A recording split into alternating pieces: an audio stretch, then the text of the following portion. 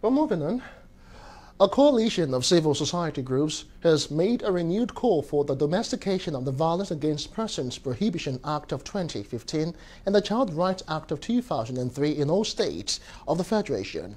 At the media briefing in Abuja on Wednesday, the group equally calls for the criminalization and prompt state-led prosecution of sexual and gender-based violence cases within a reasonable time, regardless of requests or interference by the victim's family or interested parties.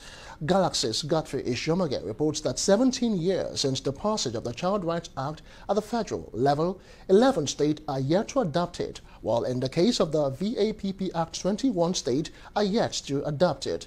The call for increased commitment from all stakeholders, including state and non-state actors, summed submissions. Debate these recorded gains. We are concerned that more than half of all the states are yet to pass these laws. We are deeply concerned about the inactivity with deliberations and domestication of the Child Rights Act, 17 years after it was signed into law by the federal government. Often we think castration is going to be the answer. We need to be very clear that when rape happens or sexual violence happens, it is not due to just sex or sexual intercourse or just penetration. It is about power. So even if you castrate someone or sterilize them, that does not take away their power and their ability to still commit violence, right? So we're focusing on getting the laws passed, but we're not just asking that the laws be passed. We're asking that the state houses of assembly and the governors allow themselves to be supported by civil society within the state, because a piece of legislation is of no use if it is weak.